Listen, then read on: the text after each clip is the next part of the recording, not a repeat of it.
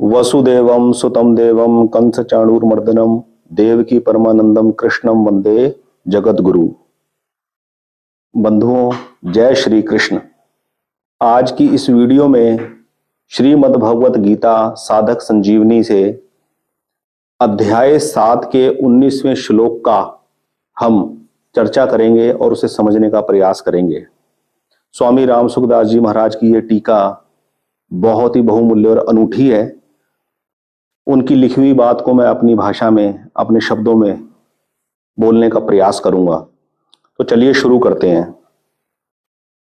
19वें श्लोक में भगवान कहते हैं, बहु नाम जन्म नाम अन्ते ज्ञानवान माम प्रपद्यते वासुदेवः सर्वम इति सह महात्मा सदुर्लभ। इसका संक्षिप्त व्याख्या है कि बहुत जन्मों के अंतिम जन्म में, बहुत जन्मों के अंतिम जन्म में अर्थात मनुष्य जन्म में सब कुछ परमात्मा ही है। इस प्रकार जो ज्ञानवान मेरे शरण होता है वह महात्मा अत्यंत दुर्लभ है। भगवान क्या कह रहे हैं, अर्जुन को क्या समझा रहे हैं कि अर्जुन बहुत जन्मों के श्रृंखला को पार करने के बाद जो मनुष्य ये जानता है, ये समझता है, ये स्वीकार करता है कि ये मनुष्य जन्म जो मुझे मिला है अनेक जन्मों जन्मांतरों के बाद मिला है और इस जन्म में सब कुछ परमात्मा ही है, वासुदेव सर्वम ही है। इस प्रकार ज्ञानवान व्यक्ति जो मेरे शरण होता है वो व्यक्ति, वो महात्मा अत्यंत दुर्लभ है। अर्थात भगवान ने उस मनुष्य को, उस ज्ञानवान मनुष्य को महात्मा की उपाधि दी है। इसकी व्याख्या स्वामी राम सुखदास जी महाराज अपने मधुर वाणी में करते हैं कि भगवान ने जीव को मनुष्य शरीर देकर उसे जन्म मरण के प्रवाह से अलग होकर अपनी प्राप्ति का पूरा अधिकार दिया है, परंतु यह मनुष्य भगवान को प्राप्त न करके राग के कारण फिर पुराने प्रभाव में अर्थात जन्म मरण के चक्कर में चला जाता है। इसलिए भगवान कहते हैं श्रीमद् भगवत गीता के 9वें अध्याय के 3रे श्लोक में, अप्राप्य माम निवर्तन्ते मृत्यु संसार वर्तमनि। इसी प्रकार भगवान कहते हैं कि कुछ लोग इस स्थिति में स्थिर ना होकर, ऐसे ज्ञानवान ना होकर मनुष्य जन्म पाकर भी ऐसे दुराचारी कार्य करते हैं, ऐसे कार्यों में रत रहते हैं कि वे मनुष्य योनि से भी हाथ धो बैठते हैं। उसका जिक्र भगवान कर रहे हैं श्रीमद् भगवत गीता के 16वें अध्याय के 20वें श्लोक में कह रहे हैं, माम प्राप्य कौन्ते ततो यान्ते धमाम गतिम। अर्थात मेरे को प्राप्त किए बिना ही ये प्राणी अधम गति को चले गए। अर्थात वे मरने के बाद मनुष्य योनि में भी चले जाते तो कम से कम मनुष्य तो रह जाते, पर वे मेरी प्राप्ति का पूरा अधिकार प्राप्त करके भी अधम गति को चले गए। संतों की वाणी और शास्त्रों में आता है कि मनुष्य जन्म केवल और केवल अपना कल्याण करने के लिए मिला है, विषयों का भोग भोगने के लिए और स्वर्ग की प्राप्ति के लिए नहीं मिला, और ना ही भोगों का संग्रह करने के लिए मिला है। इसलिए गीता ने स्वर्ग की प्राप्ति चाहने वालों को मूढ़ और तुच्छ बुद्धि वाला कहा है।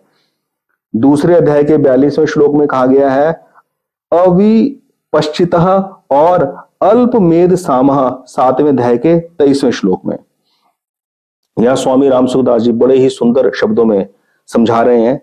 कहते हैं यह मनुष्य जन्म संपूर्ण जन्मों का आदि जन्म भी है और अंतिम जन्म भी है।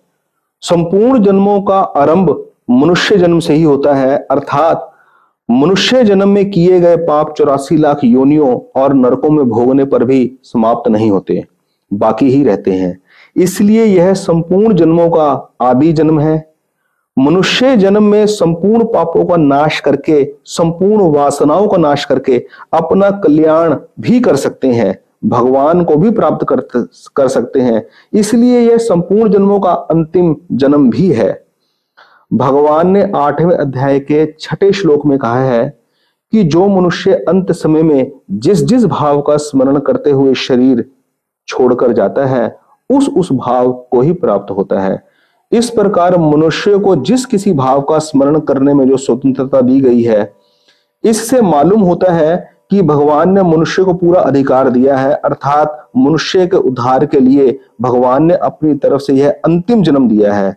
अब इसके आगे यह नए जन्म की तैयारी कर ले अथवा अपना उद्धार कर ले, इसमें यह सर्वथा स्वतंत्र है। इस बात को लेकर गीता मनुष्य मात्र को परमात्मा प्राप्ति का अधिकारी मानती है और डंके की चोट के साथ खुले शब्दों में कहती है कि वर्तमान का दुराचारी से दुराचारी, पूर्व जन्म के पापों के कारण नीच योनि में जन्मा हुआ पाप योनि और चारों वर्ण वाले स्त्री पुरुष, ये सभी भगवान का आश्रय लेकर परम गति को प्राप्त हो सकते हैं। स्वामी राम सुखदास जी बड़े ही सुंदर मार्मिक शब्दों में मार्गदर्शन कर रहे हैं कि बहुत जन्मों के बाद ये जो मनुष्य जन्म आखिर में हमें मिला है, ये हमारा आदि जन्म भी हो सकता है और यही हमारा अंतिम जन्म भी हो सकता है। यदि इस जन्म में हम पाप कर्मों में लिप्त रहते हैं, दुराचारी आचरण करते हैं, संसार के भोग संग्रह इकट्ठे करने के चक्कर में मुखौटे लगाकर आर्टिफिशियल लाइफस्टाइल अपनाकर चालबाजियां जालसाजियां खेलते हैं संसार में, तो हमें फिर इसी जन्म मरण की साइकिल में आना पड़ेगा। और कुछ परिस्थितियों में तो भोग विलासी होकर व्यक्ति इतने नीच कर्म कर बैठता है कि वो मनुष्य योनि से भी हाथ धो बैठता है और अन्य निम्न कोटि की योनि में जाना पड़ता है, जिस प्रकार यहां वर्णन किया गया 16वें अध्याय के 20वें श्लोक में। और यही जन्म अंतिम जन्म भी हो सकता है, क्योंकि भगवान ने दया कर 84 लाख योनियों के बीच में से निकालकर यह मनुष्य जन्म दे दिया और कहा है कि जन्म मरण के प्रवाह से बाहर निकलना चाहे तो निकल सकता है। इसके अंदर शुभ कार्य कर भगवान के समर्पित होकर, भगवान के आश्रित होकर अपना जीवन निर्वाह किया जाए और सब कुछ भगवान ही है, वासुदेव सर्वम की नीति को अपनाकर जीवन निर्वाह यदि किया जाए तो भगवान पग पग पर भक्त की सहायता करते हैं और उसका मार्गदर्शन करते हैं। ये इस श्लोक की गरिमा है मित्रों। मैंने इसको अपने प्रयास अनुसार बताने की कोशिश करी, पढ़कर बताने की कोशिश करी। सारा सार तो स्वामी राम सुखदास जी महाराज ने इस टीका में वर्णित किया है। तो मैं यही चाहता हूं इसी प्रकार हम श्रीमद् भगवत गीता के श्लोकों का अनुवाद पढ़कर आपको बताएं और जीवन को बेहतर बनाने के लिए एक अच्छे समाज का निर्माण हो, यही मेरा उद्देश्य है। इस चैनल के माध्यम से मेरी यही चाहना है कि श्रीमद् भगवत गीता का प्रचार हो और सब लोग ज्यादा से ज्यादा श्रीमद् भगवत गीता के साथ जुड़ें, सभी वेजिटेरियन बने, प्योर शाकाहारी बने, अपने बच्चों को भी यही सिखाएं कि शाकाहार अपनाएं और श्रीमद् भगवत गीता को पढ़कर सिंपल साधारण सहज जीवन शैली अपनाए। मित्रों, इसी प्रकार मैं आगे अन्य श्लोकों का वर्णन लेकर आपके समक्ष आता रहूंगा। बहुत बहुत धन्यवाद। जय श्री कृष्ण।